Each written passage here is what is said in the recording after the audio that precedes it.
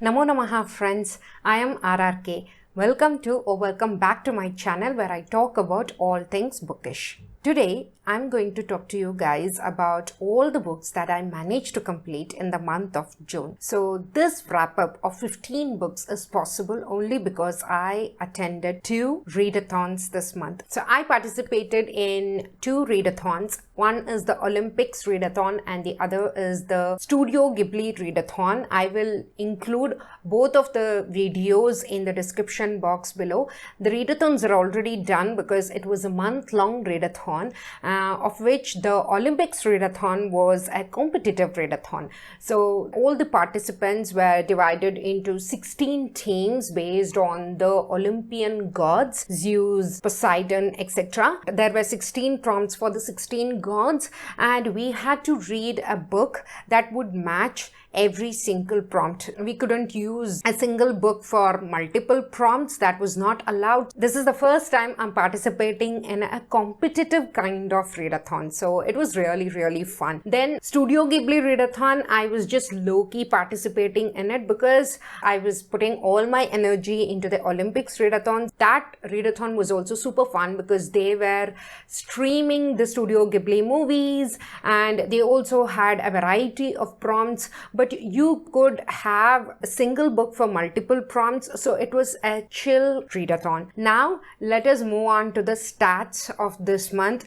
Which are all the books I read? What were the kind of books that I read? So let's start with the reading stats. This June I read about 15 books and 6,220 pages. I have read fiction books and I couldn't manage reading even a single non-fiction book. Maybe because the readathons were all catered to fiction audiences. So that could be one of the reasons why I have focused only on fictional books this time. But I do intend to remedy this miss the next month. Then, if you notice, as usual, I have read more ebooks than any other format. I have read about 8 ebooks, 6 audiobooks, and 1 paperback. If we go by genre, I have read 8 fantasy books as expected. But what's most surprising is that I have read 3 romance books. I have started following quite a few romance booktubers and I'm really enjoying their videos and I'm getting inspired by them and I'm reading lots of romances these days. Then I also read 2 contemporary fiction books and 1 historical fiction, which is a graphic novel. Then only 1 mystery novel, which is again very surprising because I tend to read more mystery books every month, but this time around, because of the kind of readathons I was participating, I was focusing more on fantasy books rather than mystery books. But again, next month onwards, I do intend to read more mystery books as well as more non-fiction books. Then if you see star ratings, you would realize that this month has been one of those months where quantity was the focus rather than quality, because my average rating has been 3.4 stars. For the readathons, I was more focused on getting my points. I wanted to finish books as fast as possible and get as many points as possible. So I persevered and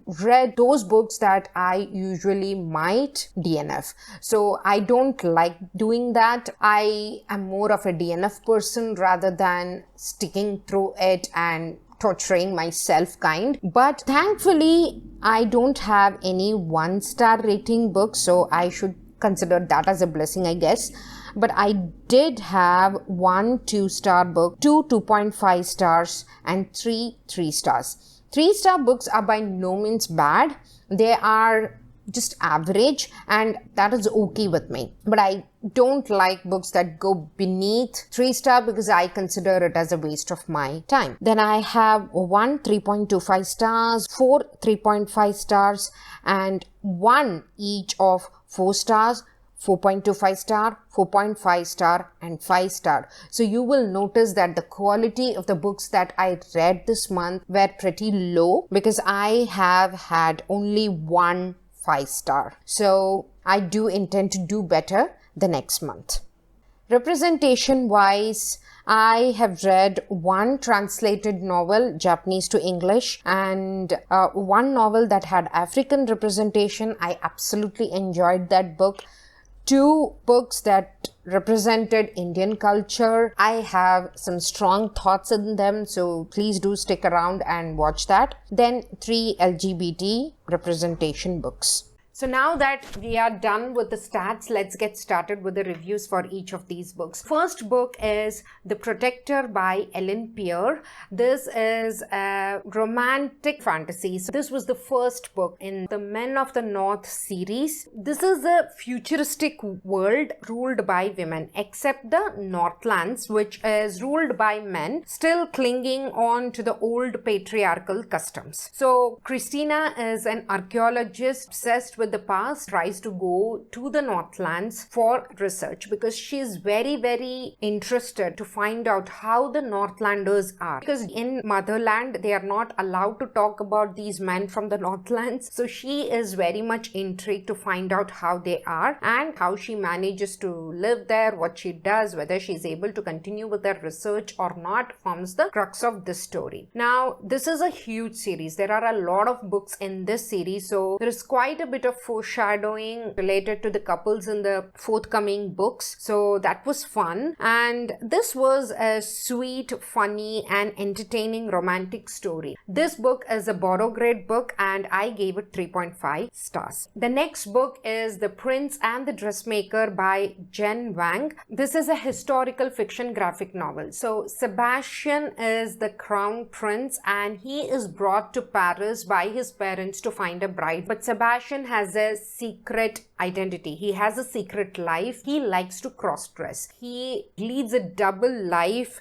under the name of Lady Crystalia. He's also earned a reputation of being a fashion diva. He enlists the help of Francis, an underrated and overlooked dressmaker, to make his dresses for him and enjoy his secret life. But how long can he evade disclosing his identity? And what will he be willing to give up to keep that secret is the crux of the story. So this was a predictable, overly sweet and whimsical kind of a story. I didn't have huge expectations from this, so I was not disappointed either. I liked the art style and the costumes were fabulous. So this was a freebie grade book for me and I gave it 3 stars. So the next book is Miss Ice Sandwich by Miyako Kawakami. This is a contemporary literary fiction standalone novella. This is a slice of life kind of a story.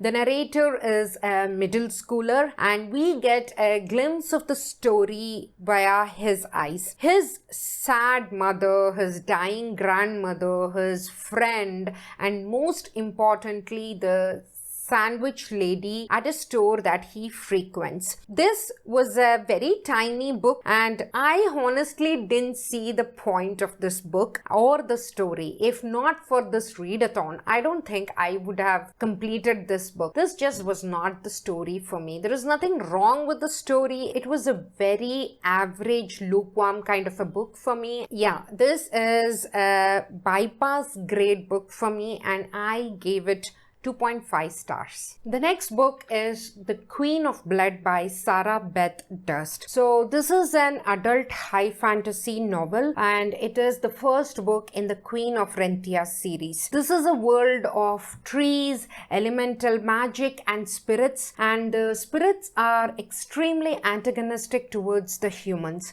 The humans are surviving only because of the Queen's magic. The Queen is the only one who can keep the humans safe from these spirits. So how long can she manage to hold them off, and is she incorruptible? This is the crux of the story. I really love the world building where the entire civilization stays on the trees, travels amongst them. They have an uneasy and volatile alliance with the spirits and life is hard and brutal. The elemental magic, though not very unique, it was quite interesting. I had a wonderful time reading this book and this is the only 5-star book in this list. I have to continue with the series as soon as possible. This is an invest grade book for me and I gave it 5 stars. The next book is The Tiger at Midnight by Swati Thirdala. So this is a YA fantasy novel, and this is also part of a series, Tiger at Midnight trilogy. This is an Indian-inspired political fantasy. Two warring nations, a coup, an assassin, a soldier ready to be the commander, and their cat and mouse game forms the crux of the story. Now the plot twist, the theme was quite predictable. The only thing that kept me going was the Indian theme. Actually, I have a pet peeve. I have a major complaint with English Indian fiction. It's almost always a bad copy of its Western counterparts. The storytelling structure, the theme, everything is usually a rehash of Western style, and I honestly detest that. Why can't Indian authors take inspiration from their Japanese and Chinese counterparts and other regional counterparts? They too write in English, but they have their unique cultural style of storytelling, and that instantly charms and attracts the reader. Also, due to the novelty, people tend to stick to reading. I don't get that satisfaction from Indian English fiction at all. If we only get a bad copy, I would rather read the original, isn't it? I adore Indian non-fiction, but Indian fiction is a different story. So this book, The Tiger at Midnight, I consider it to be a borrow grade book, and I gave it 3.5 stars. Then I read The Hero of Ages by Brandon Sanderson. This is the last book in the Miss Bond trilogy, and it was high time I read it. I was planning to read it since last year, and it's only now that I could manage completing it. I enjoyed reading this book. I will not get into the plot as this is the third book and I don't want to spoil the first two books for you. All I can say is that this book was an extremely satisfying end to the trilogy. I must confess, I was not wowed by the first or the second book. Yes, the magic system and Brandon Sanderson's storytelling style is superlative, but other than that, I couldn't get the hype. This third book made it all worth it for me. I couldn't have imagined a better ending for the series. So I think this book is an invest grade for me, and I gave it 4.5 stars. Then I read Ice Planet Barbarians by Ruby Dixon. So this is yet another adult romance series, and this is the first book in the Ice Planet Barbarians series. Romance is a perfect palate cleanser genre for me. I'm sure there is a romance book out there to suit every kind of mood in the world. Almost every booktuber of note has at some point spoken about this TikTok sensation of a series. The Ice Planet Barbarian is a story about blue aliens and their romance with ladies kidnapped from the earth and left stranded on the ice planet. So this was super fun and surprisingly hilarious. Yes, it has the expected steam and smut, but I was pleasantly surprised to see a solid plot and an overarching theme. Not for nothing is this series of almost 20 plus books a smashing and addictive hit. I do intend to continue on with this series, but I will not read them in order. I will pick and choose the book that interests me and will read them. So this book is a borrow grade book, and I gave it 3 stars. So next I read a science fiction fantasy which is a standalone, The Prey of Gods by Nikki Drayden. So now this is a sleeper hit of the month. This was a super fun and slightly dark African, especially South African inspired science fiction fantasy. This story has a unique combination of robots and gods. I thoroughly enjoyed the weird and slightly wacky story, and this is what I'm talking about, okay? When you read a story from a culture that's not American or European, you instantly see the difference. You can think of it as a signature or vasana of a culture. The storytelling, the story, the very thought process is so different that you cannot help be attracted to it and acknowledge that it stands apart from the usual grind of the mill stories. I wish and urge Indian English fictional authors to develop their own cultural vasana instead of simply imitating the West and invalidating the strong Indian cultural undercurrents in the story. Coming back to the Prey of Gods, this is a story of a war of sorts between descendants of ancient gods in a postmodern society where humans coexist with human-like robots. It explores a variety of themes. For example, the theme of faith, the theme of humanity, and so on and so forth.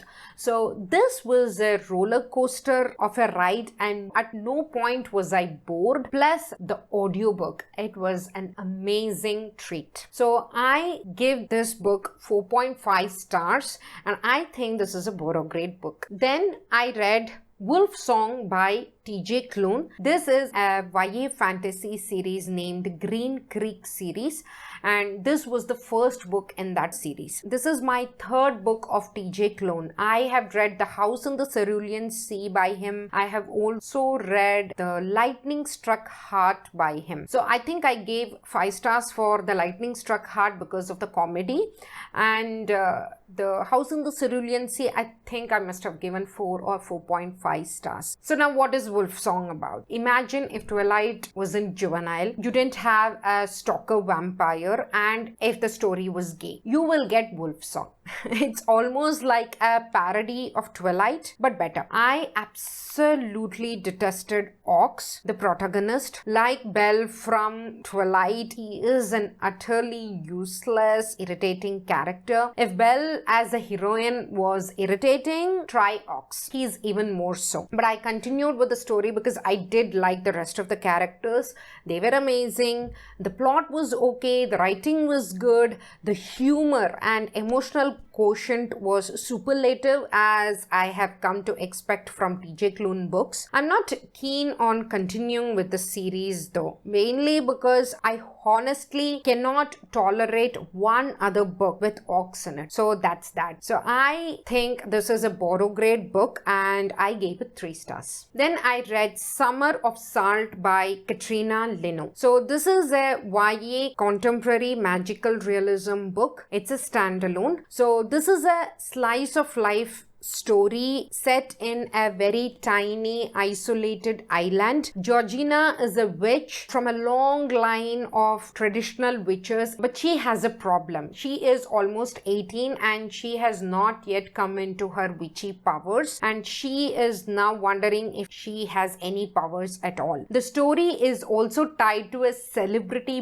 bird and the lives of the islanders and their strange customs and problems. So there is a trigger warning that I will not mention due to the spoilers, but do read up about it before getting into the story. It is implied, it is not described or shown, so there's that. I liked this book. It was very atmospheric and I got everything I desired from this book at that moment. So I think this is a Borograde book and I gave it 4 stars. Then I read The Lucky Escape by Laura Jane Williams. This was an arc that I received from NetGalley, and sadly this book didn't work for me at all. This is a story of Annie who gets left at the altar by her longtime boyfriend Alexander. Now Annie is left alone to pick back pieces of her life. A chance encounter reacquaints her with her childhood friend Patrick, and their friendship motivates her to take the fully paid honeymoon vacation with him. First of all, this is my bad on 2 counts. First is I thought this was a romance. It's not. It's chick lit, or it can be categorized under women's fiction. I honestly don't have much love for this subgenre. Second, I simply was not in a mood for a self-reflective, coming-of-age kind of a story. If not for the readathon again, I would not have completed it at all. So there is nothing wrong with this book per se. I just couldn't gel with the concept or story or the characters. It was just not a book for me. So I think it's a borrow grade book, and I gave it 2.5 stars. Then I read The Bone Season by Samantha Shannon. This is the first book in an adult high fantasy series. This is yet another booktube favorite, a book that I solely picked up for the hype. I have no idea where to begin with the synopsis. It's a complicated concept and world, and I'm not even sure if I grasp the plot despite finishing the book, but I'll try. So Paige is a clairvoyant working in a criminal organization, because in her world, being a clairvoyant is a crime. But in one situation, Paige is kidnapped and she's taken to Oxford, where she discovers that a completely different species called Raphaelites exist, and they have created a sort of haven for clairvoyants, or so they say. Now, Paige is given to a person called the Warden, Arcturus, and he is a Raphaelite. Now, what is her role in this extremely complicated web of political machinations between humans, clairvoyants, and the Raphaelites, and how is her fate linked to her mysterious Raphaelite warden, is the crux of the story. Now, I honestly have mixed thoughts on this one. I found it interesting in parts but confusing in the rest. Yes, I am intrigued by the world, and I'm very, very keen on knowing how Paige and Arcturus relationship progresses, but I'm very hesitant to pick up the next one because I'm not sure if I have the energy to wade through the loads of info dump that the author was throwing at me. So I'm holding out on that decision for now. So I thought this was a borrow grade book, and I gave it 3.5 stars. Then I read Midnight Exposure by Melinda Lake. So this is a mystery thriller, and it is a part of the Midnight series. Now, I'm very skeptical about this trend of series in mystery thrillers. It's weird, and I'm yet to find a series that worked for me. I'm hoping the Millennium series, that is The Girl with the Dragon Tattoo, which I'm hoping to read in July, will be a good start to test this trend. Let's see. In Midnight Exposure, we see a photojournalist traveling to a small town in search of a reclusive artist to get some exclusive on him. She isn't aware that she is walking into a trap laid by a murderer who is been silently killing off people. So the premise was very interesting, but the execution was, pardon me, but I have to say it was horrible. It was more of a romance thriller than a mystery or suspense thriller, and I have yet another pet peeve, and that is I hate it when adults behave like teenagers. I simply can't stand such characters. Here, the hero, he is an adult, but the angst, the pining is like that of a teenager. He himself has a teenager son, yet he behaves like a teenager, and that simply didn't work for me. The so-called sexual tension was super cringe, and I couldn't wait to finish this book soon enough. This was bypass grade, and I gave it 2 stars. Then I read Aru Shah and the End of Time by Roshni Chokshi. This is the first book in the Pandava series. It's a middle grade fantasy series. Another Indian inspired fantasy, another major disappointment. I am so disappointed with English Indian fiction that I could cry. A word of advice, please go read Western fantasy fiction, but if you want to understand Indian culture, then please read the translated versions of our Itihasas, Puranas and folk tales like Jataka Gita, Panchatantra, etc. Stay away from the kichadi of Indian English fiction because they simply distort and caricaturize our live gods and breathing culture. It's an insult and slight of the highest order. Aru Shah is simply the reimagining of Percy Jackson with the names of Indian gods and demigods thrown around. Instead of Poseidon and Zeus, you have Lord Indra. Instead of the Thunderbolt, you have Vajra. You get the point. Read the original Percy Jackson series and don't bother wasting time on this one. The strangest part is that the Aru Shah series is also marketed by Rick Riordan Presents. I'm flabbergasted by it, but then what would I know about marketing tactics? I have a detailed rant review in my Goodreads, so if you would like, please do go and check that out. This novel is a freebie grade novel and I gave it 3 stars. Last but not the least, I completed Ship of Magic by Robin Hobb. This is yet another BookTube favorite adult fantasy series. This is the first book in the Live Ship Traders series. I'm so glad I finally started with Robin Hobb and it didn't disappoint. It was as expansive and elaborate as I had expected. This was a story about a ship that awakens and becomes a live ship. A ship with consciousness, if you would like.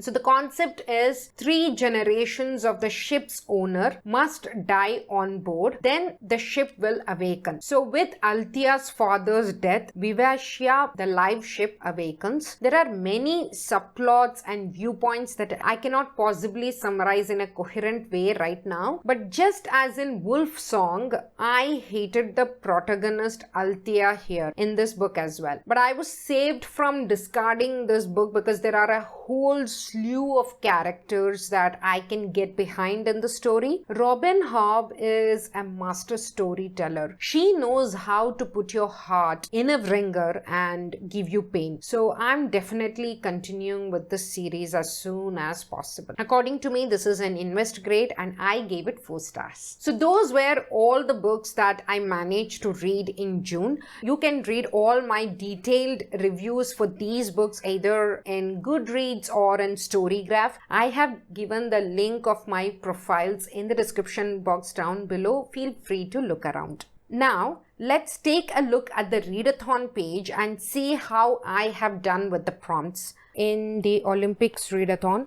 So we had 16 prompts and these were the books that I included for every single prompt. As you can see, I couldn't complete the Ares and Athena prompts where I had to read a military-centered fantasy or science fiction book, or I had to read a book with political intrigue. So I couldn't finish those 2 prompts, but I could finish the rest of the 14 prompts. So for every single prompt that you complete, you get a few points, and if it is your team book, then you get extra points. If you read books that have pages between 300 to 500, then you get some points. If it is above 500 pages, then you get extra points. And if you are reading books that are beyond 900 pages, then you get even more points. And I am very glad to tell you guys that my team was Poseidon and it was my team that won. So the first time I attended a competitive readathon and my team won, so I'm really ecstatic about that. So then for the Studio Ghibli readathon,